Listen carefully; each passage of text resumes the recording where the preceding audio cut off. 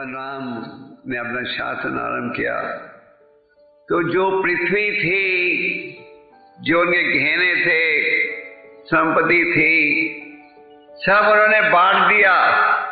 किसे? ब्राह्मणों को। सब कुछ बांट दिया था। बस सीता देवी के पास केवल एक नाक का गहना था, बाकी सारे गहने भी उन्होंने बांट दिए थे। ये देखो उनका त्याग। आज के जमाने आप कभी उम्मीद कर सकते हो कि आपके राजनीतिक नेता या राजा अपनी सारी संपत्ति बांट देंगे ब्राह्मणों को? ब्राह्मणों के विषय में, ब्राह्मणों के गुणों का वर्णन है भगवद गीता में। समो दमो तपो शौचम शांति रजवम एवं च ज्ञानम विज्ञानम अस्तिक्यम ब्रह्म कर्म सुभाग। ब्राह्मणों के गुणों का वर्णन है। तो जो उस समय के ब्राह्मण थे उन्हें ये सब पृथ्वी संपत्ति तो भगवान राम ने बांट दी। पर इन्होंने स्वीकार करके क्या किया? ये सारी जो संपत्ति थी वापस कर दी। कैसे? भगवान राम को सब कुछ वापस कर दिया।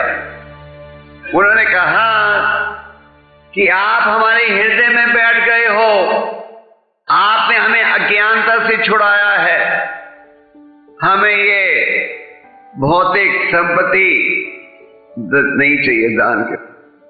क्योंकि भगवान राम, उनका शासन इतना अच्छा था कि वो ब्राह्मणों के हृदय में बैठ गए थे। उन्होंने कहा कि आपने हमें हमारी अज्ञानता को दूर किया है, आपने हमें मार्गदर्शन दिया है, तो इससे ज्यादा हमें कुछ नहीं चाहिए। हमें कोई भौतिक संपत्ति नहीं चाहिए इसके बदले में। जैसे कि आप प्रहलाद महाराज की शिक्षा, प्रहलाद महाराज के विषय में पढ़ते हो 7वें स्कंद में। भगवान नरसिंहदेव जी ने कहा था, प्रहलाद मांगो मेरे से क्या वर चाहिए तुम्हें। प्रहलाद ने कहा कि मुझे आपसे कोई भौतिक वर नहीं चाहिए, मुझे वर दीजिए कि मैं हमेशा आपकी सेवा में जुड़ सकूं। ध्रुव महाराज गए थे जंगल में भगवान को खोजने के लिए, क्योंकि उनकी सौतेली मां ने उन्हें पिता की गोद में बैठने से रोक दिया था। माता ने कहा मैं तो तुम्हारा सहयोग नहीं दे सकती, केवल भगवान दे सकते हैं। और जब उन्हें भगवान का दिव्य दर्शन प्राप्त हुआ तो इतना आनंद आया, उन्होंने कहा कि मुझे आपसे कोई वर नहीं चाहिए। तो जो भगवान के भक्त हैं वो प्रसन्न होते हैं क्या? शुद्ध भक्ति का वर मांगकर, शुद्ध भक्ति में जुड़कर। कुलवैचर श्रीधर चैतन्य महाप्रभु जी के एक भक्त थे जो भौतिक दृष्टि से गरीब थे। उनका एक बहुत सादा धंधा था, केले के प्यालों को बेचना, और जो आमदन थी छोटी सी, उसकी आधी आमदन वो खर्चते थे गंगा नदी की सेवा में। एक समय चैतन्य महाप्रभु जी ने अपना दिव्य रूप प्रकट किया था प्रसिद्ध भक्तों को, और उन्होंने कहा, भक्तों कुलवैचर श्रीधर से कहा, मांगिए किस पर क्या ऐश्वर्य चाहिए, क्या भौतिक सुख चाहिए। कुलवैचर श्रीधर ने कहा कि अगर आप मुझे वर देना चाहते हो तो एक ही वर दीजिए, क्या? कि मैं हर जन्म में आपका स्मरण कर सकूं और आपकी सेवा में जुड़ सकूं। तो भगवान राम ने अपनी तरफ से तो सारे गहने संपत्ति सब बांट दी थी ब्राह्मणों को, तो ब्राह्मणों ने वापस लौटा दिया। उन्होंने कहा कि आप तो हमारे हृदय में बैठ गए हो। इतना अच्छा शासन था, वो तो स्वयं भगवान भी थे, कि वो हर एक के हृदय में बैठ गए। तो भगवान राम तो पूरी प्रजा के हृदय में बैठ गए थे और उन्होंने पूरी प्रजा को मार्गदर्शन दिया। जैसे भगवत में आप महाराज प्रीतु की कथा पढ़ते हो, जब महाराज प्रीतु का शासन आरंभ हुआ, उन्होंने प्रजा को स्पष्ट कहा कि अगर तुम्हें तुम्हारी सब आवश्यकताएं चाहिए, तुम सबको भगवान की उपासना करनी चाहिए, उनके दिव्य नामों का उच्चारण करना चाहिए। तो इन ब्राह्मणों में देखो त्याग, ब्राह्मणों ने ये सब धन लिया और वापस भगवान राम को लौटा दिया। भगवान राम ने उनकी अज्ञानता को भी दूर किया दिव्य ज्ञान के द्वारा। भगवान राम का जब शासन चल रहा था तो समाज के सुख की इतनी चिंता थी उन्हें कि वो खुद रोज जाकर देखते थे कि सड़कें भी ठीक साफ हो रही हैं या नहीं।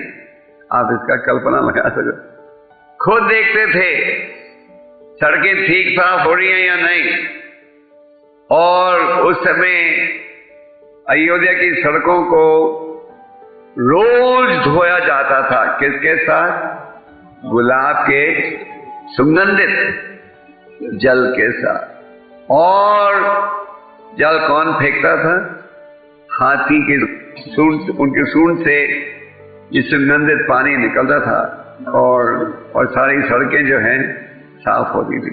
तो इस प्रकार भगवान राम ने दिखाया कि किस प्रकार प्रजा की देखभाल करनी चाहिए, किस प्रकार प्रजा के राजा को किस प्रकार प्रजा की चिंता करनी।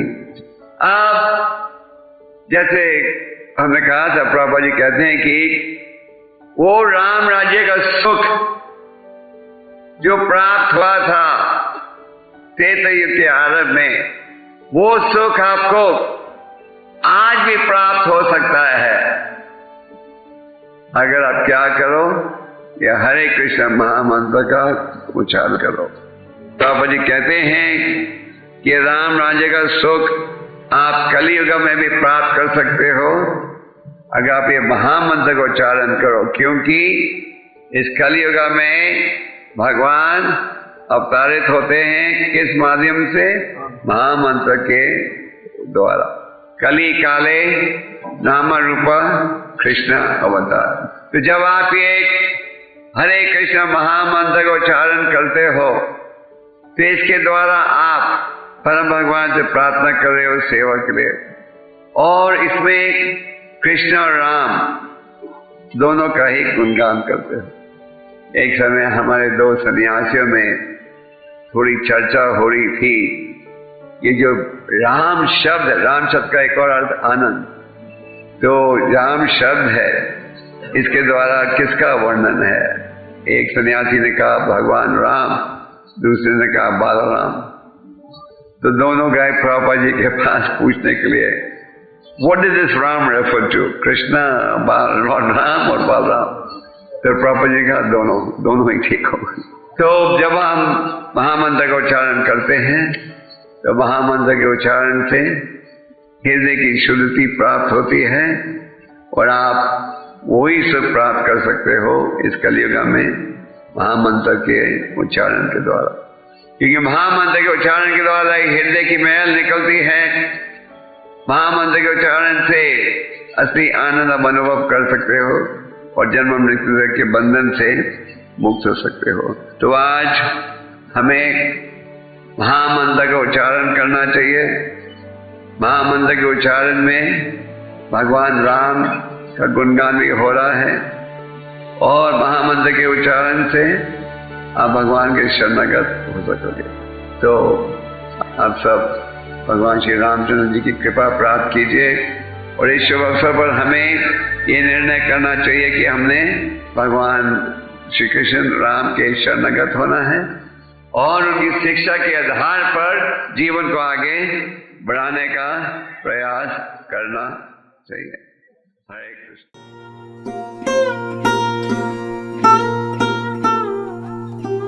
Tava kripa hale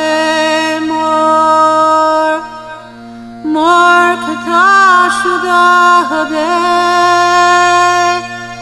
shuniha sabara shoka duka je guji bhe nachao prabhu nachao se mate